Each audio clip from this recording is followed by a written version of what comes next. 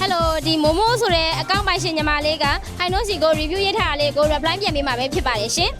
ဒီညီမလေးရေးထားတာဆိုရင်အရန်ကြိုက်တော့ပဲတဲ့တိုင်းချုပ်ထားတဲ့အတိုင်းအသားကလည်းအရန်မထုမပါလေးအနေတော့ပဲတဲ့ဝေးရတာလည်းပေါ့ပေါ့ပပနဲ့ကတင်လဲကြ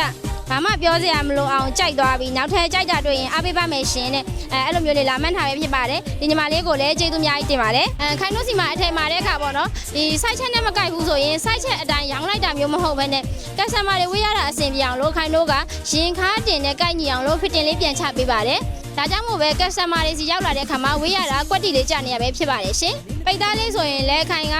ရာသီမရွေးဝေးလို့ရအောင်လို့ထူတဲ့အရန်ထူတဲ့အသားမျိုးလည်းမသုံးဘူးအရန်ပါတဲ့အသားမျိုးလည်းမသုံးပေါ့နော်မထူမပါအနေတော့အသားလေးကိုသုံးပေးတာပဲဖြစ်ပါတယ်ဒါကြောင့် customer တွေစီကိုရောက်တဲ့အခါမှာ customer တွေကဒီပိတ်သားနဲ့ပတ်သက်ပြီးတော့အရန်ပဲစိတ်ကျေနပ်ကြတဲ့အကြောင်းတွေကို review တွေလာပြောပြကြတာပဲဖြစ်ပါတယ်ယုံကြည်စွာနဲ့အပေးကြတဲ့ customer များအားလုံးကိုလည်းကျေးဇူးတင်ပါတယ်ရှင်နောက်ထပ်လည်းခိုင်တို့ဒီထက်ပိုကောင်းအောင်လို့ကြိုးစားနေပါတယ်ရှင်အားလုံးကိုကျေးဇူးတင်ပါတယ်